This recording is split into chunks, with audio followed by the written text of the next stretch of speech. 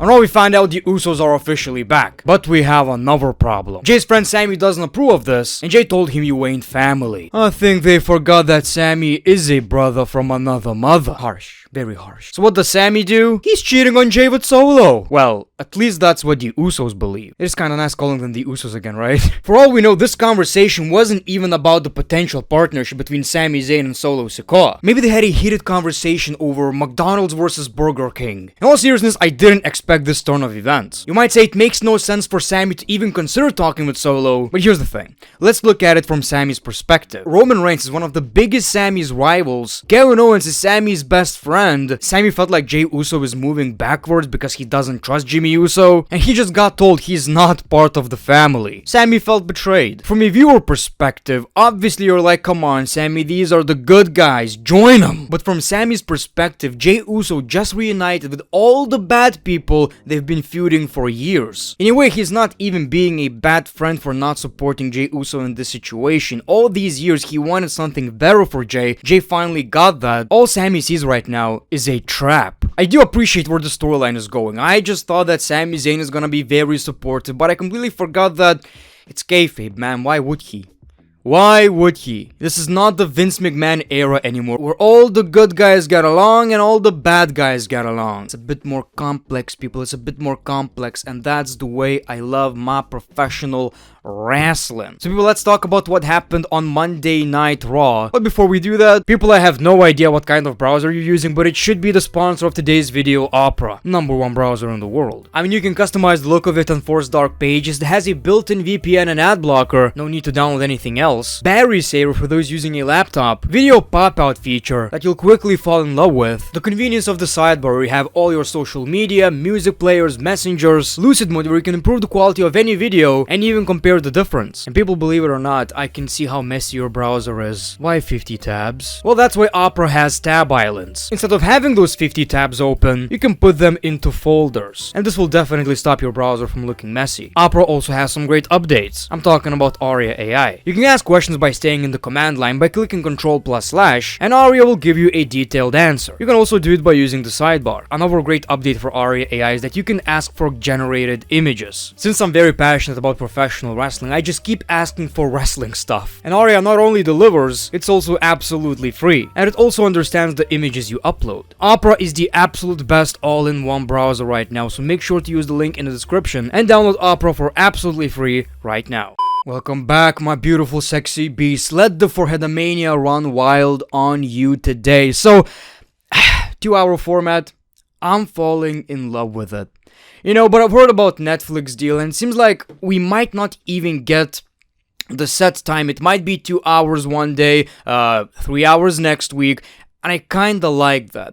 It needs to be longer when it needs to be longer. Currently, WWE program doesn't need to be longer. I got everything I wanted. We got all the people we needed for this specific show.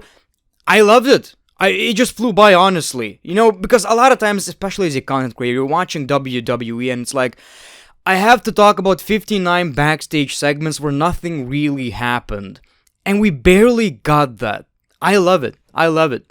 Sue me. So the show kicks off with Jey Uso, right? He talked about the Bloodline drama, how they caused him the Intercontinental Championship, and he did the same on SmackDown. There was one man he needs to talk to, and it's Jimmy Uso. So we finally got these two in the ring talking to each other for the first time. Well, they did that on SmackDown. You know what I mean, though. They've been feuding. They had one of the worst WrestleMania matches. Let's pretend that it was good, because they are.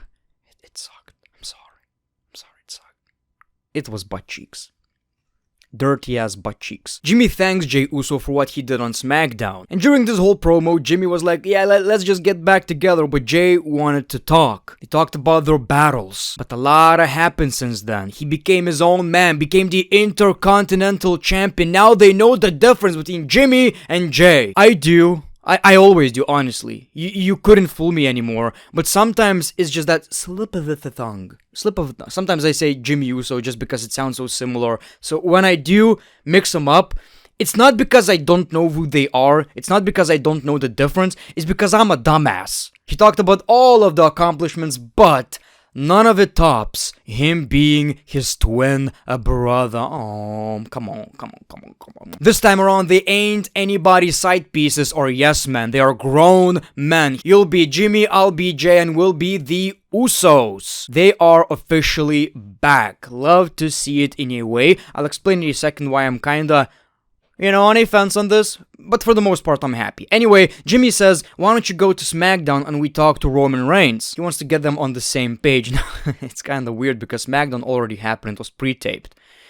I know what happened. I'm gonna be a good man right here. I'm gonna be a very, very considerate. I mean, I could spoil it for you, but I ain't gonna do that. But I know the answer, but I'm not gonna do it because I want you to find that out on SmackDown. Anyway, I am very happy about this, right? I just hope that exactly what they said is going to happen. They're gonna be their own men. We don't need to see another long tag team run. We have two solid, well, one main event or one solid mid-carder. Two very separate characters. Why don't we keep it that way?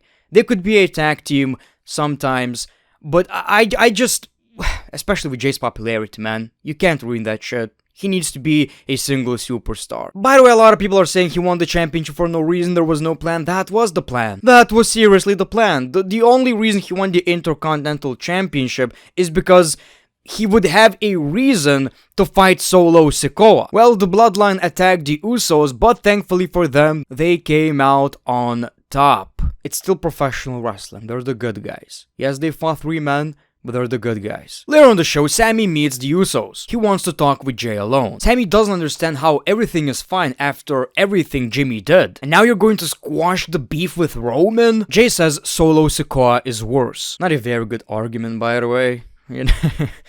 This guy punched me in the face, but this guy punched me in the dick. That hurt a lot worse.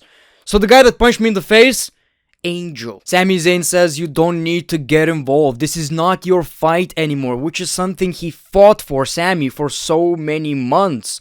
And Sami has a point. Jey says, you wouldn't understand because you're not family. Now why did you need to do that? Why did you need to do that? You didn't need to do that. He is family. Not the same blood, perhaps, but goddammit, he's family. Isn't it crazy, by the way, how he has nothing to do with the Samoan family, but for whatever reason, he's such a big part of the bloodline. Like, that was such a great idea, man. Towards the end of the show, we see Jey and Jimmy talking outside the arena. And they catch Solo Sikoa speaking with Sami Zayn. You see, he ain't family. What could this mean? Now, obviously, Solo Sikoa is trying to tell Sami Zayn that you should be on this side of history. Join Solo. Join Tongaloa. I would join, man. I would join. I wasn't listening before you said Tongaloa. I'm in. I'm fucking it. Typically, what this would mean in professional wrestling and in most movies, TV shows, is that the Usos are just misunderstanding this. Sami probably doesn't even listen to what Solo is saying. He's just not fighting. That's it.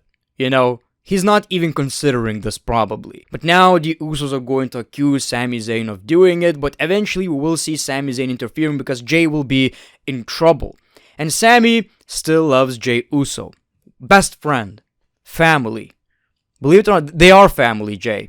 And you'll find that out once Sami Zayn will actually save your ass from the bloodline. But I love this. I didn't expect this Raw to go this hard. We also got Ludwig Kaiser versus Sheamus for like the 5th time, I believe, which is always a banger, so I'm not gonna complain. And Ludwig is getting some opportunities, you love to see it, but of course Sheamus won the match. I get it. Ludwig needs more W's, but let's just build Sheamus for that Intercontinental Championship match. Sheamus versus Braun Breaker. Come on now. We got Zelina Vega versus Nile, which is, on a 2-hour Raw, probably the least important thing, but at least someone from American made actually won a match. Rough start, man. Rough start. I expected a lot more out of this faction, and so far, there are just some dudes on Raw, which I hate. I really do. Seth Rollins talked about Bronson Reed and how he kinda appreciates it. He's excited. We see Bronson Reed calling him out, and of course, Triple H with another backstage brawl, and Triple H loves these car spots, man. That was pretty cool though. Bronson Reed said, that doesn't work for me, brother. And he still beat the shit out of Seth freaking Rollins. Loving it so far. WWE are doing a great job with this rivalry, doing a great job with Bronson Reed. Unpopular opinion, hot take, sue me. Bronson should win at Crown Jewel. Seth doesn't have anything to gain and nothing to lose. Really. The Miz is shitting his bricks. He doesn't want to do anything with the Wyatt Six. He's kind of afraid of carrying Cross though. Miz even tried to fix his relationship with R-Truth. I need family now. Yay, Awesome Truth is back. Check that out. Bam! In Lithuania we call it Plucha. You know, I don't know what lately R-Truth is into, but he's gaining back his brain cells. He's starting to make sense. He just outsmarted The Miz. Look at our boy grow. Sir, how many rings do you need? Yes. Karrion Kross basically says, we will find Bo Dallas whether you like it or not, or we will break your legs. Fair enough. That's a fair point. That's it. Yes, I will find Bo Dallas. I do like my legs. Like having them. We got the Tag Team Championship #1 Contenders Finals, which was a good match. Again, 2 overall, let's just have a lot of fast shit. I appreciate that, brother. The highlight was Chad Gable actually cost Rey Mysterio the match. He locked him in, and the War Raiders won the match. The return is going successful so far. Like I've said, I appreciate they're not, these wood dudes who don't wipe their ass at all. You just let it dry. So I appreciate that's not the case. It's a bit more realistic right now. They're very entertaining in the ring, like everybody in this match delivered. Loving it so far. And hopefully this time around they will become the tag team champions. I gotta be honest, people, Judgment Day as tag team champions kinda suck. And finally we got the main event. If Dominic Mysterio can beat Damian Priest, he will get the World Championship opportunity against Gunther. So this match went exactly how you thought it would. We got the Judgment Day, and for the most part Damian Priest took care of them, but he got rolled for the victory. Dominic Mysterio is facing Gunther for the World Heavyweight Championship. But, the show ends with Damian Priest just beating the shit out of everybody, so, who really won this match? You won, but at what cost? So that was your Monday Night Raw. Dominic versus Gunther. Oh my god, I think we've seen it before, but it's gonna be fun. It's gonna be really fun. Lot of chopping. And again, this is the 2-hour Raw I'm talking about. It flew by. I left happy. I felt like, okay, I just consumed a decent, packed episode of Raw, and it didn't drag, and I didn't need to watch 59 backstage segments. I appreciate that. But of course, people, let me know your thoughts in the comments below. Thanks for watching, great one. Peace, love, and